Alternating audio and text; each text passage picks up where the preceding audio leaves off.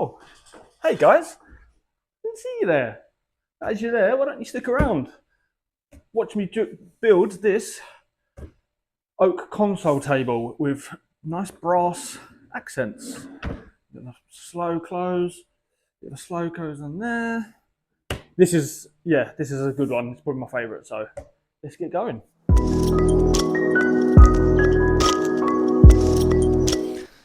Yo, so start with SketchUp. I had a few revisions on this from the customer, but this is the design we ended with, and I think it looks really nice. So I've got a list of all my measurements. I make a sort of cutting list, and let's begin. I look through the stock. This batch I got in was actually quite funky. A lot of quirky grain material patterns and that. So just having a look through, deciding what one to use. So I just want to show you an example of the grain that you get in these boards. Like oak, I mean, it is what basically anyone that doesn't know, it's MDF with, I think it's like 0.5 mil of oak laminated either side of it. You get crown cut or cork cut, but what you'll find is obviously grain in oak is random, right? So then they've cut this into like thin slices and then mirrored them, sort of thing, sort of, if you can imagine that. So most people wouldn't even notice. I mean, if I was doing a big door, maybe you think, oh, okay, the left and the right's the same. Any bit of furniture that we're making or we're doing, usually a little bit smaller, so you don't really notice that repetitive in the grain.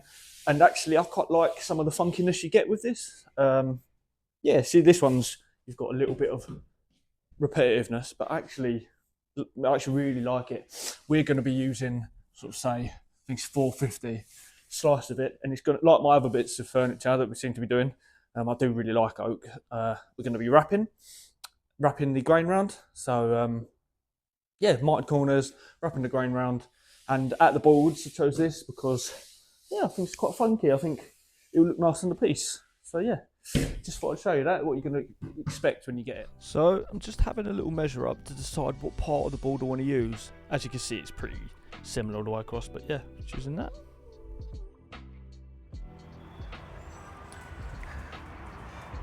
Sit.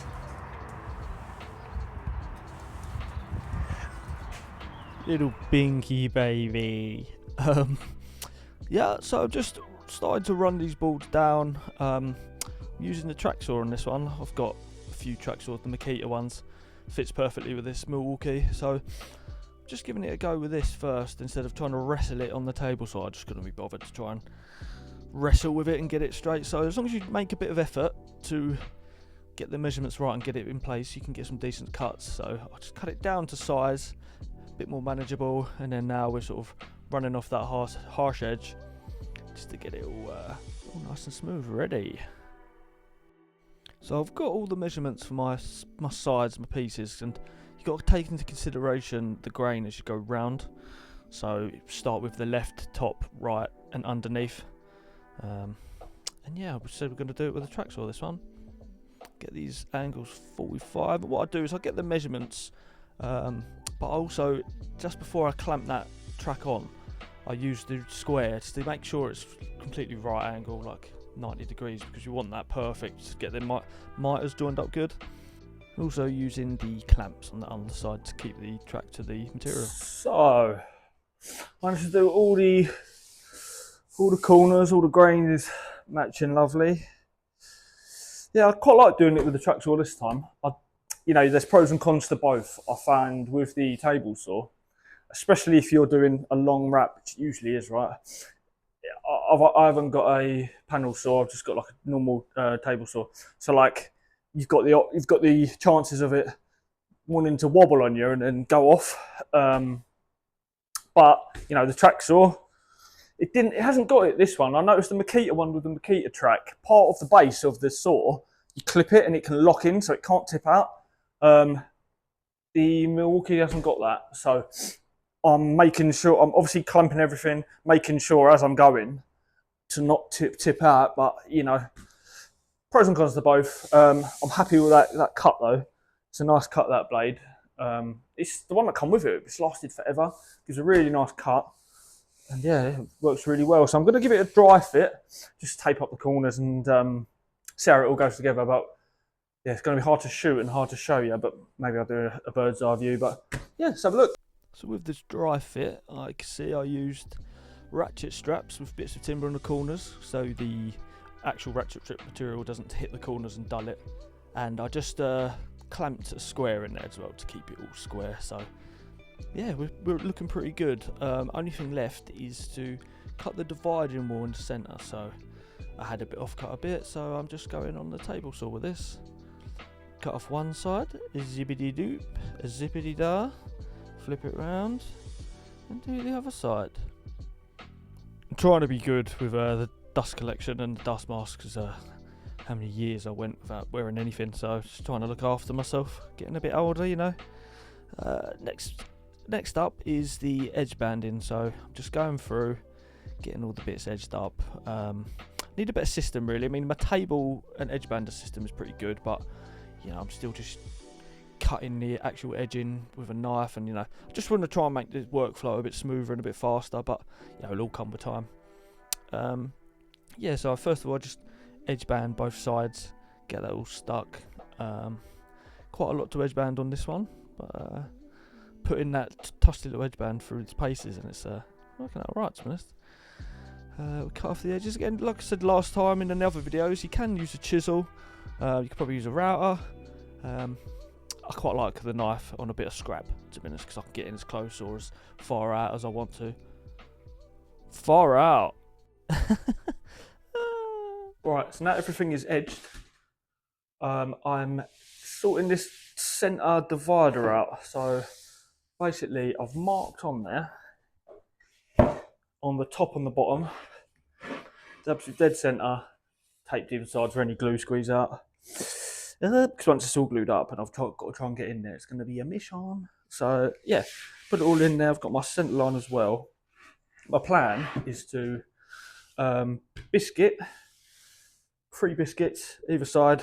I've got my reference point on the same side each one. So if I keep everything my reference side, say this is the left-hand side of the top, left-hand side of the bottom, and then also left-hand side of the actual divider, it's more likely to line up, keep it uniform. Yeah, as you can see there, 1, 2, 3 for the biscuits. Don't mind the little mouse in there that's coming out of diarrhea. But yeah, so what I've done, I've cut this dividing shelf. I think it's about 23mm, just so I've got enough of this back panel to sit in, and that will also help square it up when I do the glue up. So that's the plan. Yeah, I'll also, off camera, I cut off this. Rather than having, from the design, rather than having actual dividers for the drawers themselves, I'm just going to put in these little dummy dividers. They adjust an aesthetic, and yeah, you're going to have them in between each drawer. And yeah, I think it's going to be a nice little design. But yeah, anyway, so let's give this biscuit going a go. It's a bit of a nightmare to try and line up. So I'll do it on a test first on a scrap, and then yeah. So I've marked up my pieces, make sure they're line and reference points for my biscuit joiner. Can be a bit tricky, so I'm measuring up to see where the centre of the blade is on there. Make sure, just double checking that I've done it all right. While you're doing it, keeping that plate flat and going in, just doing it nice and slowly, not to make it strain and blow out or whatever. So I've just got a scrap here, using that, pushing the fence nice and tight, keeping it flat up against it. Yeah, using it as a reference to make sure they all line up. Gonna dry fit first, make sure that it all goes in and sits nice. If it's slightly off, then they'll sort of push it off a bit and it won't shut. So although it looks a bit there, you can see a bit of shadow, it is fine. Once that's glued and pushed down, be lovely. Thumbs up. There we go, yet another dry fit. So, you know, I think just keep what kind of, just to quickly put it together for 10 minutes and test it all fits. But now we're doing this glue up. I should almost put some Harry Hill music or something on this. But yeah, I can't be moving the camera every 10 seconds. Glue up's can be stressful, but this one wasn't too bad, to be honest. I took the time before to sort of lay everything out, get all the sort of wedges in place ready, so I could take off that stress of panicking where everything's are and wondering about the glue. So I get it all sort of ratchet strapped in place, couple clamps here and there, sort of put it in there, and yeah, come out alright. So this is the next day, it's all dry, and I'm just marking out for the back panel to go in. I've got my set square, I've got I think I put about 20mm, 23mm I think it was actually, and just putting these in there as a temporary measure to sort of, as I put that backing in, I'm going to push up against this and it will be the same distance in the whole way, if that makes sense. Probably make more sense as you see, but using masking tape and a bit of miter bond, and yeah, keeping it at that distance off so it's got something to push against. And what I'll do is I'll just put glue around the edge of it, push it in, like you see here, glued in, wiped away the excess, just making sure it's in the right distance, and I will leave that to sort of go off, and that's plenty. That was a really tight fit. Couldn't help but use a couple nails. This is the back, so you won't ever see it. Bang, bang. Yeah, masking tape and then miter bond to do this is perfect because it just pulls straight off. So happy days. Follow me on the floor. Let's all sit on the floor. So this side is having 3 drawers. Rather than actually doing dividers, which is a waste of material and time, I'm going to sand these down, obviously sand them. I've marked out exactly where they're going. They'll go in there like that as basically little dividers. I'll edge them, and that'll be dividers. The faces will sit flush, it'll all sit flush. Runs on the side. The only tricky bit is actually attaching these. Again, probably should have done it if you've seen my other video. I'm doing these simultaneously, so I've done the same problem on both. So I need to cut these wide enough that I think I can get a lamello in there, or a biscuit. Probably a biscuit, because I can then zip it open and then slide it in with glue, and it should work. We'll see. Because I know my measurements of where exactly the blade comes out on these biscuit, I could just use another bit of scrap clamped in place to make sure I get that in the same position. And on the other side, doing it exactly the same, upside down rather than on top, just to keep everything uniform and make it sure it all fits perfectly. I did this one with a little rabbit in bit, trying to wrestle a biscuit joiner on there. And yeah, just test it, dry fit, but yeah, it works pretty well. I can dry fit everything, test it, make sure it all goes nice and snug. And yeah, next up is the glue up.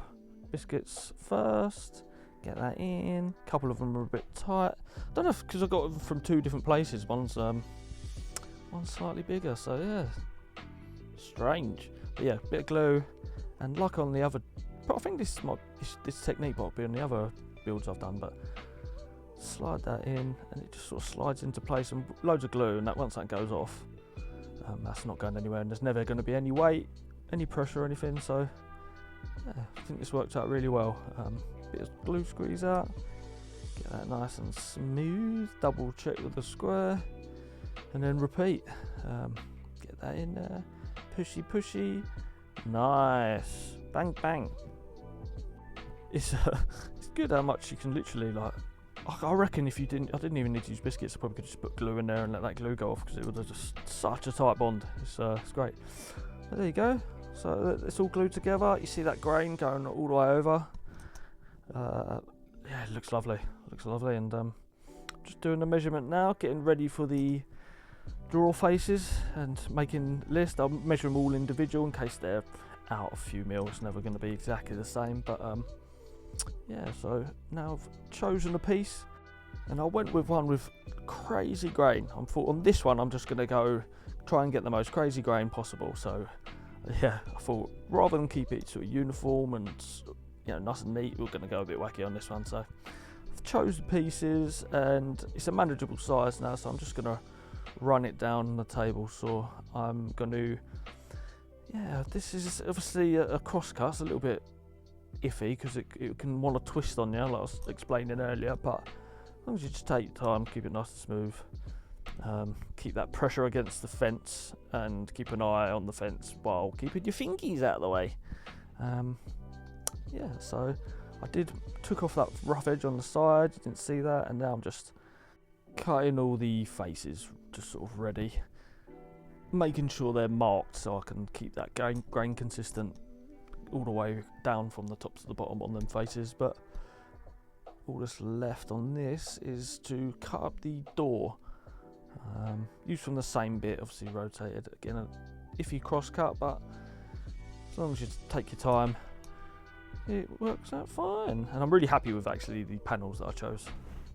I think they look great. So next up, I'm just putting all the faces in place with some packers. I want to get that margin all the way around exactly the same.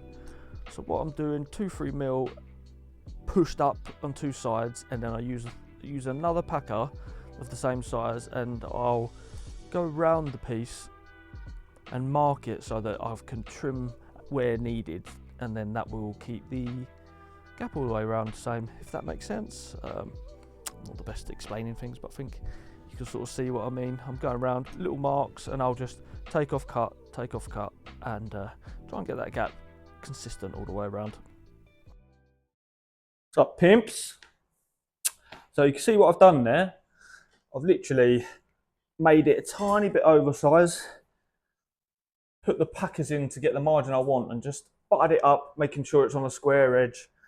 Slowly worked my way in, like less is more. I take off little, check it, and then yeah, all the margins are going to be perfect. You know, this will all close up by another 2mm once the edging goes on.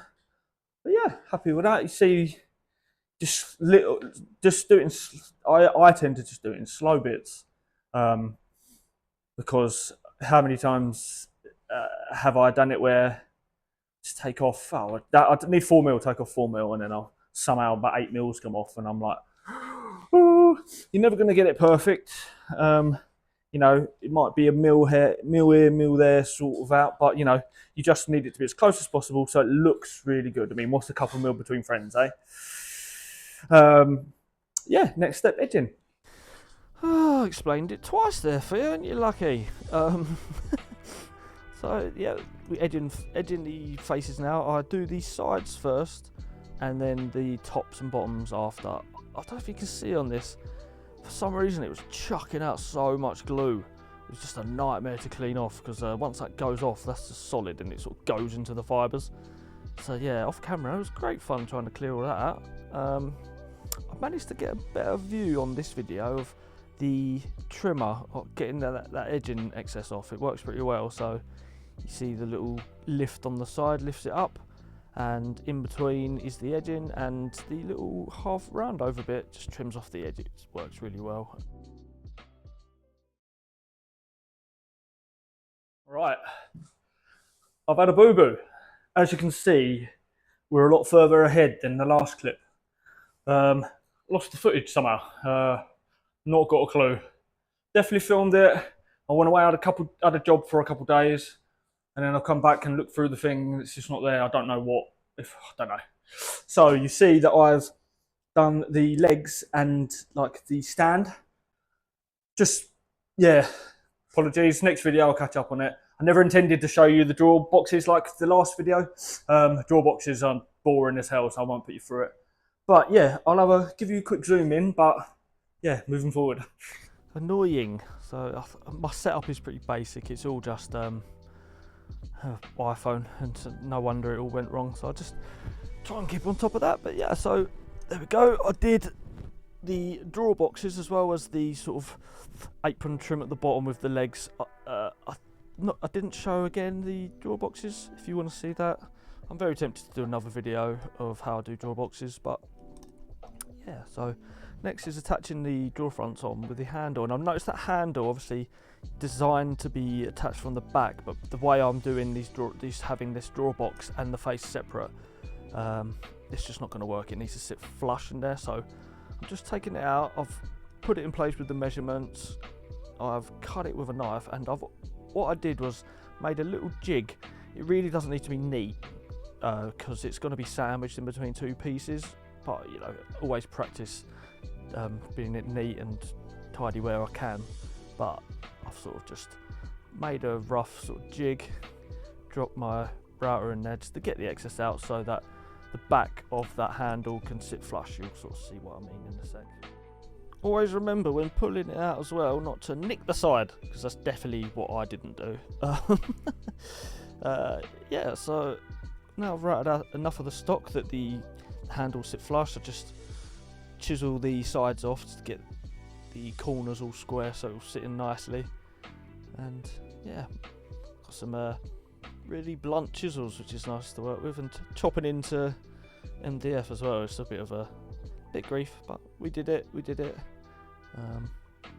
Yeah, as you can see, it's not the neatest, but because it's going to be fully attached, sandwiched in between the handle, the face, and the drawer box, it's fine. There you go, sits flush. Get that screwed in from the back, and it also gives me something to hold on to as I'm sort of attaching the front to the box. But yeah, there we go. It's nice and flush. Thumbs up. Luckily on these ones it was alright because I got full access to the bottom and the middle one, so I packed it in place. I did put the, can't really see, I put the other drill in there to sort of weigh the box down just a touch, because it's going to have stuff in there, so it sort of levels out for the margins, and that when you put stuff in there, it keeps the margins the same all the way around. I put 5-6 screws in total, but I'll just screw a few in just so it holds it in place, because if I need to just twist it or move it half a mil, you could just loosen off and then clamp it back up and it's there, and then you do the final one with the last of the screws. The top I did with miter bond, sort of get the packers in place so the margin's the same, push that back. I've had to do it this way because obviously I've not got access to the top like I did the others. But this works really well. Push it in there, let that go off, sort of pull it under, put my hand under and reach from the back, keep that pressure the same, get a couple screws in, push it in, because it needed a little bit of a twist, get that pushed in nice and tight, pull it out again and finish with the screws, and there you go. Come out really nice. We've got the undermounted soft close runners on this one. As usual, I just think they're superior in every way. They're just so much nicer than the side mounted ones. They're just grief. I'm just marking out now for the hinges for the door. These are insets, so I just wanted to test it, do a test on a couple bits of scrap rather than screw and mess it up. So I did a couple of testers, and that also gives me exactly where I need to drill the holes for the hinges. So I just measure up from the scrap test piece and just apply that same thing to the door. Yeah, pretty simple. Got this bit, 35mm sort of augury bit that just takes out as much of the stock as I need. I think it's 35mm. Yeah, try not to go through to the edge, so just a little bit, test it, because the last thing I want to do is go all the way through and let that guide point in the centre of the bit come out the face. That'd be good. But yeah, I've got this little, I've got this little ruler bit in a Christmas cracker, and I just used it so much, so good. Yeah, so just measuring out where that screw hole needs to be for the hinge and just doing it on both sides to keep it all square, because nothing like opening a door and you see the hinges are on an angle. Looks proper pony. So tested it out. Next in, I'll get some screws in there and we'll get that door hung using like a pin to get that guide first, so the drill bit don't slip and I can just screw straight in, because I've got to remember this is MDF. I don't want to in out too much because it softens up, so I want to really just go in once and not over tighten it so it spins. But yeah, so putting this door in now, I want to put it on a packer so it sits up exactly where I want it. Trying to get that pencil mark over exactly where they are so I can get the receiving part of these hinges pretty bang on. There's a lot of adjustment in them, but it's really good to try and get it accurate.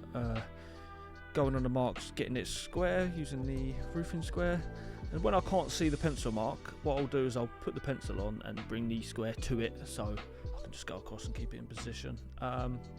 This is the test piece. You see, can't read my writing, but that's the face. I'm just using that as sort of to keep the distance pretty obvious when I'm marking out, just for the hinges, if that makes sense. Just want to keep it exactly the same as the test piece. But yeah, so get it in place. I've got my height, and I've also got the distance for the screws there. So I've got some great filming back of the drill, and we'll get them in. But these hinges are really good. You can also adjust the soft close on them. Yeah, they're banging. I'll put a link in the description. What I was finding is the door was just closing a bit too deep. I think what I did was didn't put this shelf out enough that it would close on the door would close on it. So I didn't want to risk it. So I've made that shelf a bit shallower. I've found a solution though. I've found a chunk of oak, and I'm going to make these little stops. I think it would look quite nice. And what I do, I get a bit of scrap, the same thickness as the door, mark out, and that shows me where I want it to stop, top and bottom. And then yeah, if you can see there, these little oak stops, I've just glued them in, and that sits lovely and flush. And there we go. Yeah, this, I wasn't too sure where to put the handle on this. The design said one thing, and I started playing about with it, and I really wasn't sure. So I thought what I'd do, I'd do a few tests, and I'll leave that up to the customer. But not an issue. I can do that when I drop it off. It's just a couple screws in the back. I haven't got the same problem as the drawer fronts where it needs to be sandwiched in between the box and the face. It's just a couple screws in the back, easy. So yeah, last couple projects I've used Osmo. I think oak and Osmo, just so nice. It goes really well together. It smells amazing, and it just brings out the grain with not making it too yellow. You know, gives you that nice sort of tanny tint. But yes, it's great. As you see there with the sanding, what I did first, I go over the whole thing with 240 grit, and then now I'm just scratching that 120 grit along in with the grain, just so the oil can sink right in.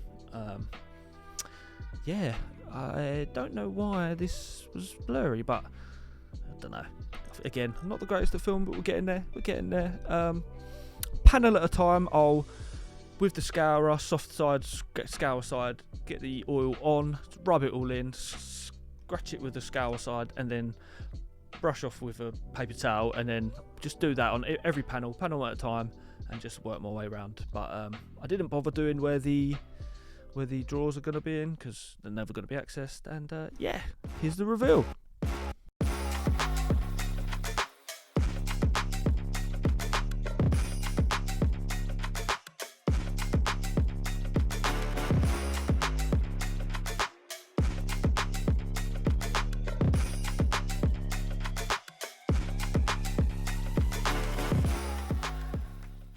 And there you go, oak console table with polished brass accents, handles. We've got the pegs, everything you've seen already in the video. So that's taped on because the customer I'm not sure where it's going to go yet. So yeah, but super happy with this one.